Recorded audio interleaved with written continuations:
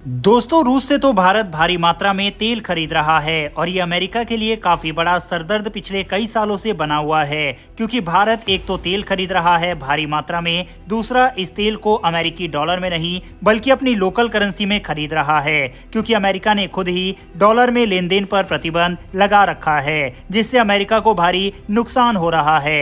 America की तरफ से पिछले दिनों भारत को यह धमकी दी गई थी कि भारत रूस को इलेक्ट्रॉनिक सामान न बेचे जो कि डुअल यूज टेक्नोलॉजी पर आधारित हो, यानी कि ऐसे उपकरण जिनका इस्तेमाल सैन्य उपकरण और आम चीजों में दोनों जगह किया जा सकता हो। अमेरिका की तरफ से बताया गया कि भारत लगातार डुअल यूज टेक्नोलॉजी वाले सामान को रूस को भेज रहा है, जिससे रूस को इस युद्ध में भारी मदद मिल रही है। अब अमेरिका ने इस धमकी के बाद रूस के साथ व्यापार करने पर तो किसी भारतीय कंपनी पर बैन नहीं लगाया, लेकिन ईरान के साथ ट्रेड करते हुए एक भारतीय कंपनी को अमेरिका ने पकड़ लिया और उसके ऊपर बैन भी ठोक दिया। ये पिछले 3 महीने में अमेरिका के द्वारा लगाया गया भारतीय कंपनी के ऊपर तीसरा बैन है और पहला बैन है ईरान के साथ ट्रेड करने पर। दरअसल अमेरिका ने ईरान के क्रूड ऑयल और प्राकृतिक गैस पर पहले से ही प्रतिबंध लगाए हुए हैं, जिन्हें भारत भी साल 2019 से मानता आ रहा है। 2019 से पहले ईरान हर साल करीब 50 से 60 बिलियन डॉलर की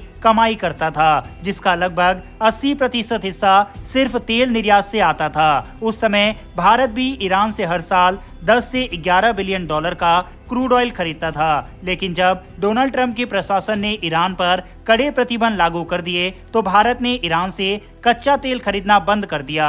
इसके बावजूद ईरान चुपचाप तरीके से अपने क्रूड ऑयल को बेचने की कोशिशें जारी रखता है और कई बार इसमें सफल भी होता है। हालांकि इस समय देखा जाए तो चीन ईरान से काफी भारी मात्रा में तेल खरीदता है और वह अमेरिकी प्रतिबंधों की परवाह भी नहीं करता।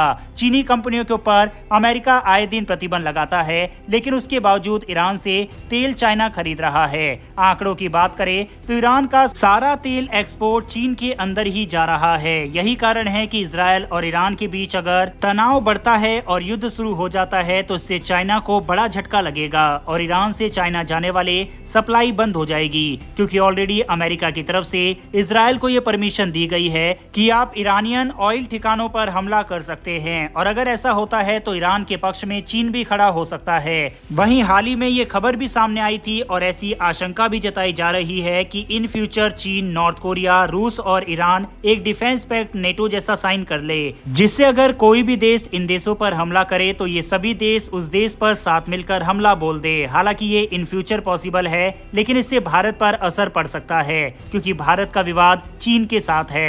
बहरहाल वापस आते हैं अमेरिका के द्वारा लगाए गए प्रतिबंध के ऊपर कि आखिर कैसे अमेरिका ने ये प्रतिबंध भारत के ऊपर लगाया। तो आपको बता दें कि ईरान ने चोरी छुपे तेल बेचने के लिए घोस्ट फ्लीट नामक क्रूड ऑयल टैंकरों की एक पूरी फ्लीट तैयार की है। इन टैंकरों का काम है ईरान से तेल लेकर अन्य देशों में पहुंचाना, लेकिन ये सभी टैंकर अपने ऑटोमेटिक आइडेंटिफिकेशन सिस्टम यानी AIS को बंद कर देते हैं।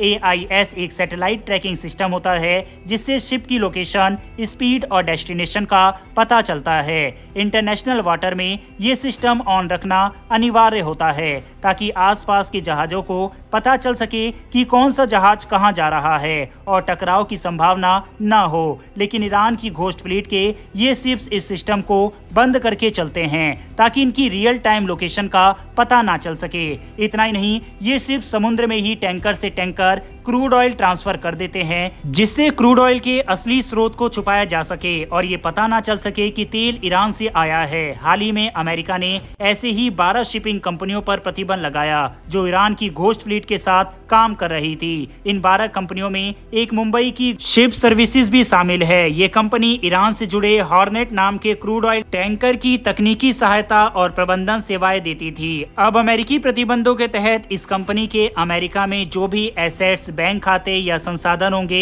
उन्हें सीज कर लिया जाएगा। इसके अलावा ये कंपनी अब अमेरिका की किसी भी कंपनी के साथ व्यापार नहीं कर सकेगी। अमेरिका का कहना है कि ये प्रतिबंध ईरान की आय को कम करने और उसके आतंकवादी गतिविधियों के समर्थन और मिसाइल कार्यक्रम को रोकने के लिए लगाया गया है। अमेरिका ने यह स्पष्ट किया है कि उनकी समस्या भारत से नहीं बल्कि ईरान से है, इसीलिए ये कदम उन्हें उठाना पड़ा। अब देखा जाए तो इस मुद्दे पर भारत सरकार भी कुछ नहीं कर सकती, क्योंकि अगर तेल तेल कंपनियां चोरी छुपे प्रतिबंधित तेल को खरीदती है और पकड़ी जाती है तो उसमें भारत सरकार कुछ नहीं कर सकती।